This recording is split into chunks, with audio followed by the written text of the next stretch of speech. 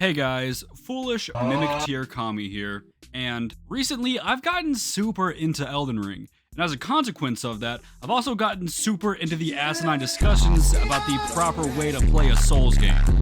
I'm sure in passing you've seen the general stuff like, well, you use summons and spells instead of a maxed out greatsword in a dream. You didn't really beat the game. You didn't even play it right. And like, if you could just stay with me for a second, can you imagine using that logic for literally anything else in life? You didn't really eat dinner because you used a fork instead of like needle-thin chopsticks or whatever. You didn't really have sex because you wore protection instead of going in with a great sword and a dream.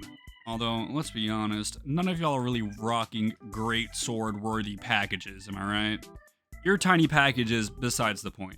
What I'm getting at is that there is a loud minority of people who enjoy FromSoft games who are kind of just awful.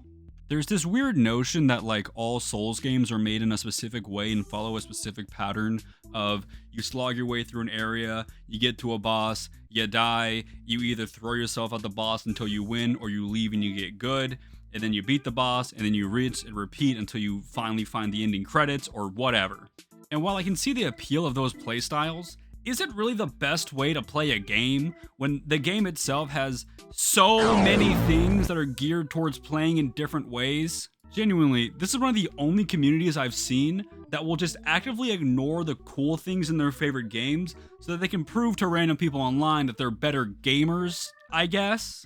Allow me to propose a new way of playing and enjoying FromSoft titles and Souls-like games in general. Do whatever you want, bro. Just have fun.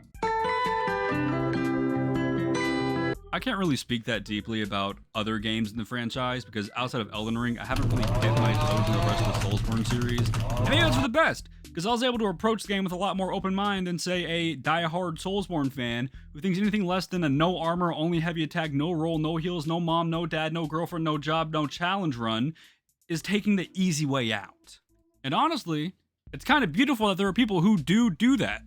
The issue just comes into play whenever you feel like the way you play the game is inherently better and you feel the need to like, I guess, dig at other people because they play differently. Like, that's kind of the beauty of Soulsborne games, is that you have the freedom to play like a fucking idiot. You have the freedom to do dumb things like go into a fight with a greatsword in a dream and no other preparations. And you have the freedom to win in those contexts. That's like the great thing about this series. Like, let me just put this into perspective, okay? Elden Ring is a game that is as hard as you want it to be. Genuinely, if you take the time to boost your numbers and boost your skill, you'll be able to beat literally anything in the game.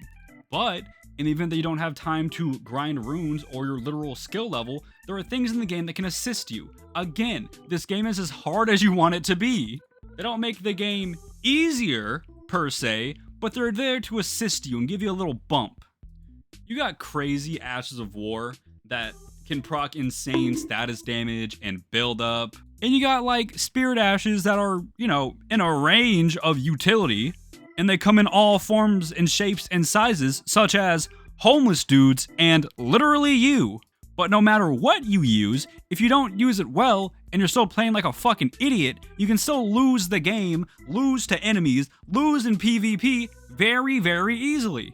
Again, this is the beauty of games like this, where you have the freedom to use the tools at your disposal, but they're not inherently making the game easier and a cakewalk. You still have agency to play smart. And look, if you can't like smart your way or skill your way through a fight, and the tools that are given to you to assist in said fight, in parentheses S fights, if that's not working for you, you can always just summon one or two other players. Or continue to suffer and just wish you had people to help you if you refuse to pay for like PlayStation Network or Xbox Live.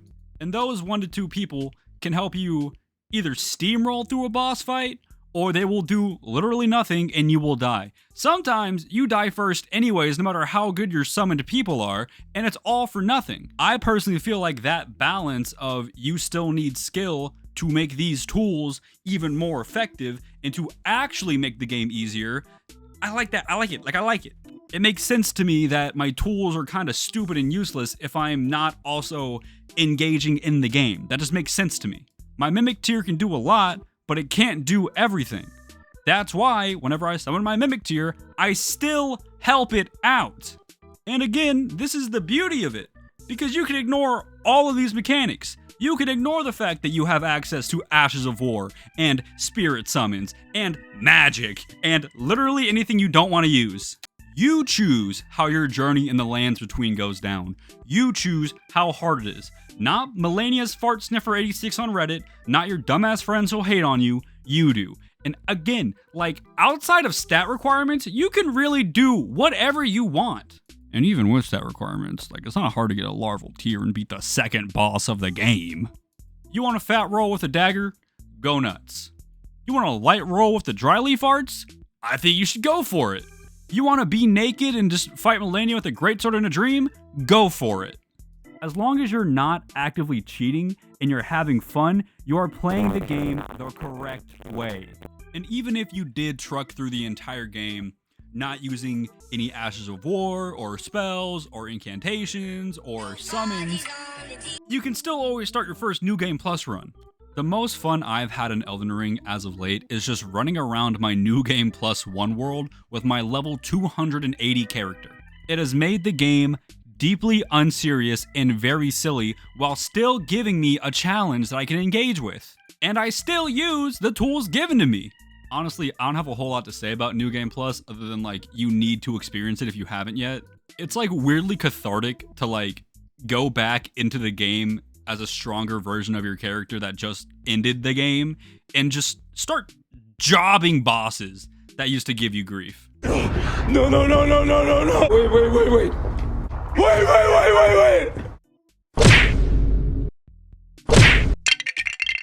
It might be some of the most fun I've had gaming ever, which is good because I am fundamentally priced out of playing and buying Duskbloods, which I can take out that frustration by just demolishing Margit every time I'm on my way through the game again.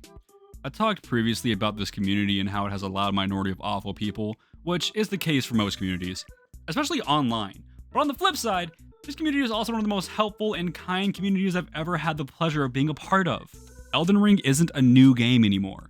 It's a few years old, and in that time there's been a lot of questions on the Reddits and the wikis that have answers outside of just, get better. Real shit, one time, on my first ever playthrough of Elden Ring, when it dropped, I got stuck on Margit. And the only information I found at the time was just get good, just get better, just try harder. But nowadays, I see, like, breakdowns, I see advice, I see people posting videos of them beating Margit, and they're like, hey, this is what I did, this is what you do, you need to dodge this way, you need to get out of that attack way, you gotta do this, you gotta do that, you gotta do whatever. Did you know that there is an item called Margit's Shackle that makes him unable to move, and it works on more gods? Margit's Shackle, my beloved. But I didn't know about Margit's Shackle at the time, because even though the game had been out for like a few weeks, and there was Reddits that discussed Margit's Shackle, the commentary in those Reddit pages and in those comments was more of like a, if you need it, you're kind of dog shit. If you need Margit's Shackle, you should instead just take 30 hours and get better and learn all of his moves. I am not Let Me Solo Her. I do not have unlimited time and brain power to learn a boss's every single move. And while I have scripted some bosses, and I have done like scripted runs, it's not something I enjoy doing. It's not the way I like to play games. And does that mean that I'm playing the game wrong? No, because I'm still engaging with the game, not cheating and having a great time. Honestly, the vibes of the people in the Elden Ring community in Yonder Days really gives me the vibe of like older people who are like, why would we eliminate your college debt? I had to pay for my own college. Like, yeah, you paid for your own college and it was cheaper. Things are harder now. Yeah, you beat a Dark Souls game on your own. Things are different now. Maybe not harder, but they're different. And I have no experience with Dark Souls games. Thus, I'm confused and I need help. Like, it's weird to me that there's a part of this fandom that still has this weird, like, bitterness in their souls that they suffered and now we all have to suffer. And if you don't want to suffer, you're playing the game the wrong way and you're a pussy and you need to try harder. Instead of doing what you like to do, Instead, you should have just slammed your face into Margit until he died. And by the way, I want to make this clear. If your preferred way to play is to just run at a boss until you win, that's totally okay. I said it earlier, what's not okay is going on the internet as like an adult and being like, "You suck at Elden Ring because you had to use a summon. I used the club and no clothes." Like, that's great. I'm glad you did that. I'm glad you found enjoyment in that. Leave me alone. Play however you want to play. Just don't diminish my fun by weirdly grandstanding about how you're so much better than me. It's really weird. Like, again, let's translate this to the real world. Imagine you have cancer and you're at chemotherapy, and in the middle of it, the guy next to you is like, "Yeah, you know what? I'm going through chemo way better than y'all. Y'all are using the support of the doctor and your friends and family, but me, I'm going through this cancer with a great sword and a dream." I don't know why I was like ragging on great sword and a dream so much in this. I think because it just like seems silly to me to approach every fight by just be like, "You know what? I'm gonna do a jumping L1 for every attack. And then every once in a while, I'm gonna press the L2 button." That just seems like a very not intuitive way to play the game to me, which I think is why I was kind of like joking on it. But for this video, I tried it out, and while it's not like amazing or I guess really competitively viable, it is fun. Again, this game is beautiful and it's fun because it gives you freedom to do whatever you want to do. You can make the most min-maxed or the least min-maxed character of all time, and regardless, it's valid. Look, man, I just love Elden Ring, and I'm sure I'm gonna love the other Souls-like games whenever I finally play them, except for Duskbloods, which I have effectively been priced out of experiencing, so hopefully the Rad Brad starts playing that day one, because that's how I'm going to experience it, baby. Anyway, I just wanted an excuse to vent about what I consider to be the worst part of this community, which, again, to be fair, is a very small but kind of loud portion of the community, which, to that portion of the community, all I have to say is this: be nicer to others, and people will be nicer to you. In any case, I'm going to go back to my little goblin writing den. So until next time, be safe, have fun, and I'll see you later.